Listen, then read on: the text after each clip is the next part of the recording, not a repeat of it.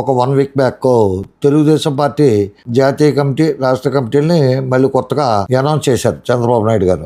కొంతమందికి కొత్త వాళ్ళకి పదవులు ఇచ్చారు, కొంతమంది పాత వాళ్ళని తొలగించారు.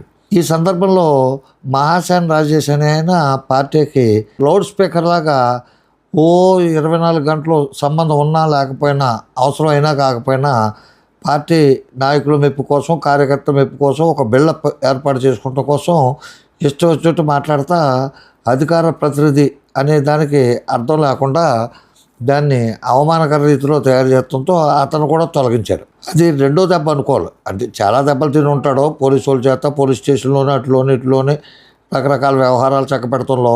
కానీ పొలిటికల్గా అతనికి ప్రప్రదమైన దెబ్బ గన్నవరం టికెట్ ఇచ్చి తీసేసుకుంటాం. ఇవ్వకపోతే అది వేరు, ఇచ్చి తీసేసుకుంటాం అంటే అది చాలా చాలా చాలా అవమానకరం. కొంచెం ఇంచుమించు ఆత్మహత్య చేసుకుంటూ ఇంకోడైతే. రెండోది అధికార ప్రతినిధిగా ఇచ్చి ఏ పదవి లేకపోయినా సరే ఆ పదవి కూడా పీకేశారు. ఇవన్నీ ఎందుకు చేస్తున్నారు అంటే జనసేన నుంచి, కాపు కమ్యూనిటీ నుంచి, హిందూ సామాజిక వర్గం నుంచి వచ్చిన తిరుగుబాటు.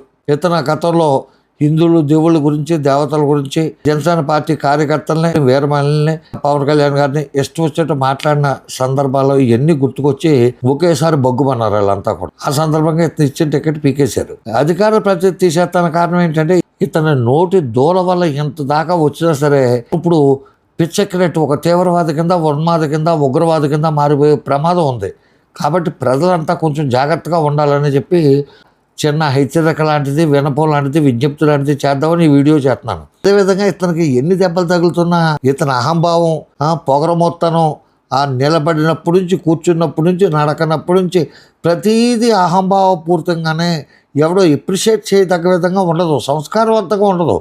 ఒక సంస్కారహీనుడు ఇతను అని చెప్పకలా. రాజేష్ ఫోటో చూపించిన, అతని మేనరిజమ్స్ చూపించిన, అతని మాటలు చూపించిన, అతను వీడియోలకు పెట్టే తమ్మనైల్ చూపించిన, ఇచ్చి పడహేడు, తొక్కు పడహేడు, దున్ని పడహేడు. జగన్ గారి ఇంట్లో దాచిపెట్టిన అనంతబాబుని 2 రోజుల్లో చట్టానికి అప్పగించకపోతే మంగళగిరి వైసీపీ కేంద్ర కార్యాలయాన్ని ముట్టడిస్తాం. ఎవరో దళితులతో ముట్టడిస్తా అంట. దళితుడికి ఇతను ఒక్కడే నాయకుడా? అసలు ఇతను తిట్టిన ఓసీలు కానీ, బీసీలు కానీ, ఎస్సీలు కానీ, దేవుళ్ళు కానీ, దేవతలు కానీ, పార్టీలు కానీ ఏమైనా ఇండియాలో ఏమైనా మిగిలి ఉన్నాయా? జగన్ రెడ్డికి రాజేష్ మహాసేన మాసెచ్చరిక. అనంతబాబుని జగన్ గారు ఇంట్లో దాచిపెట్టారు అని చెప్పి అనంతబాబు ఫోటో వేసి జగన్ గారు ఆయన ఇల్లు వేసాడు. అక్కడికి యారో మార్కు పెట్టాడు. ఇల్లు ఏమన్నా పోలీసు ఉన్నతాధికారులకి అధికార ప్రతినిధిగా డీజీపీతో మాట్లాడాను, డీఐజీతో మాట్లాడాను, ఐజీతో మాట్లాడాను, ఎస్పీతో మాట్లాడాను, ఇవన్నీ చెప్తావు కదా. అంతకుముందు నిన్ను పోలీస్ స్టేషన్లో కూర్చోబెట్టి మెల్లో పలకలేసి ఫోటోలు తీయించిన చరిత్ర కూడా ఉంది. కాబట్టి కానిస్టేబుల్ కానీ, హోంగార్డ్ గారి గురించి అలాగే కూర్చో అని చెప్పి అనిపించుకున్నవాడువే కదా నువ్వు. నీకు కార్లు ఆపేస్తావు, ఎన్ని చిత్రం. నీకు పోలీస్ డిపార్ట్మెంట్ బాగా పరిచయమే కదా. నువ్వు ఎవరికైనా కంప్లైంట్ చేసావా? ఏమంటే పలానా చోట ఉన్నాడో, పలానా వ్యక్తి చూశాడు, మాకు చెప్పాడు, లేకపోతే మేము చూసాం, లేకపోతే ఉన్నాడని మాకు అనుమానంగా ఉందో ఒకసారి చెక్ చేయండి అని చెప్పి ఎవరికైనా చేసి నువ్వు ముట్టడి చేస్తావా? నువ్వు చెరుకు కర్రని మిషన్లో పెట్టి ఎన్నిసార్లు తిప్పుతాడు అంటే ఆఖరి లాస్ట్ అండ్ ఫైనల్గా మళ్ళీ అందులో నిమ్మకాయ పెట్టి తిప్పుతాడు. అలా నలిపేసినా సరే నువ్వు మారట్లా. పాపలు వదిలేశాడు నిన్ను. జనసేన పార్టీ చేరనివ్వదు, బీజేపీకి అసలు చిరాకు, వైఎస్ఆర్సీపీ అయితే ఆ వీధిలోకి రానివ్వరు నిన్ను.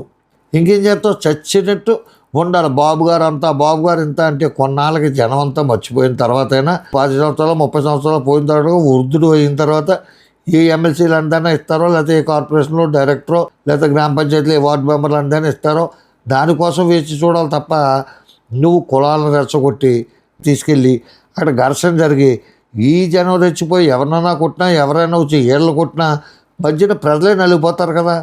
నీకు అంతగా ఓపుకుంటే నువ్వు వెళ్ళొచ్చు కదా తీసుకొచ్చేస్తానికి. ఒక జీప్ సింగిల్ హ్యాండ్తో డ్రైవ్ చేసుకుంటా ఓ చేత్తో ఆయన ఎత్తుకుని తీసుకొచ్చేచ్చు కదా అనంతబాబు అనేటువంటి.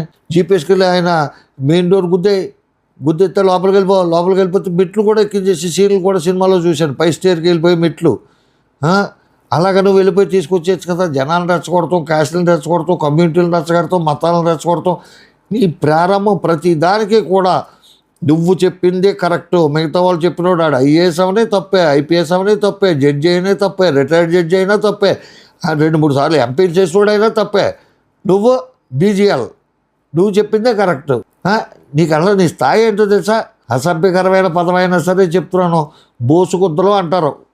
ఏమీ లేకుండా ఒత్తిడి షోదొప్పివ్వండి. నువ్వు రాజేష్ మహాసేన అని చెప్పి నీ క్వాలిఫికేషన్ కింద ఒక డిగ్రీ కింద ఇట్ల కింద అన్న బీజీఎల్ అని పెట్టుకో. అంతే తప్ప నువ్వు ఆనలు చేసేస్తాను ఏళ్ళు చేసేస్తాను ఫిగర్ కూడా నువ్వు చెప్పేస్తున్నావు. ఎవడొస్తాడు అక్కడికి వెళ్ళి చూడు అంటే అతను అరెస్ట్ అయిపోయాడు కాబట్టి నీ వల్ల అరెస్ట్ అయిపోయాడు, నీ కేకలకే నీ యూట్యూబ్ ఛానల్ చూసే భయపడిపోయి అరెస్ట్ అయిపోయాడు అని చెప్పినా చెప్తారు రేపు పొద్దు నుంచి. అవి మానుకోకపోతే ఇంకా నిన్ను ఇంక వేరే విధంగా ట్రీట్ చేస్తారు పార్టీలు. నిన్ను పార్టీ వదిలేసింది. పార్టీని వెనకాల ఉన్నాను చెప్పు నువ్వు విచ్చలవిడిగా రంకులు వేసినా పట్టించుకోలేదు ఎవడో వదిలేశాడు. అయ్యి బాబాయ్ ఇతనికి లోకేష్ గారు బాగా ఇది, చంద్రబాబు నాయుడు గారు బాగా ఇది అని చెప్పి చూసావు కదా ఇప్పుడు ఎలాగేస్తున్నారో మడతలు పెట్టేస్తున్నారు నిన్ను. నీ నోటి దోలే చేసుకుంది ఇదంతా. ఎంత చేసినా సరే ఇంకా మారకపోతే నువ్వు ఎత్తింది మరి జన్మ అని అనుకోడు ఎవడోనే. కాబట్టి సంస్కారవంతంగా వ్యవస్థలు గౌరవించు. పోలీస్ వ్యవస్థ ఉంది, పోలీస్ స్టేషన్లో కంప్లైంట్ చేయి పలానా చోట ఉన్నాడని చెప్పి. అప్పుడు వాళ్ళే తీసుకొస్తారు కదా. నువ్వు ఏవి చేయకుండా నువ్వు వెళ్ళిపోతావు డైరెక్ట్గానే. నీ కాన్స్టిట్యూషన్ మీద నమ్మకం లేదు, పోలీస్ వ్యవస్థ మీద నమ్మకం లేదు, కోర్టుల మీద నమ్మకం లేదు. నువ్వు ఒక్కడే మోనోపల్లి ఆంధ్ర రాష్ట్రానికి అంతటిగా అనుకుంటామేమో. కాబట్టి కొంచెం జాగ్రత్తగా ఉంటే నీ భవిష్యత్తు బాగుంటుంది. లేకపోతే నీ పరిస్థితి అగమ్య గోచరం కింద అయిపోద్దని చెప్తూ నమస్కారం. రామోహన్ రావు. జై హింద్.